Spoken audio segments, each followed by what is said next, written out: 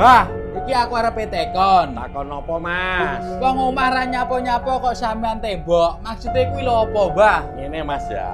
Dadi ilah-ilane wong Jawa nek sampean ndek omah, pintu ngarep iku aja sampe lurus nang mburi.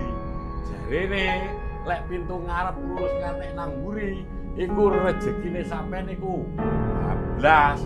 Makane iki kita kei penghalang tembok. Mumpung sampean ning kene Mas, saiki tak sepilne pecut terbarune Sinden Semeti. Lah iki pecut iki sing biasane nyantol nek kono. Iki lho, rupane kaya ngene iki lho. Urung kober ngresiki mbae. Lah pecut sing terbarune ndi ta, Mbah? Pecut terbarune oh ya sik, urung rampung. Iki lho deloken kaya ngene iki lho. Jadi pecut terbarune iki urung selesai. Sabar ya, engko lek wis ready tak sepilne.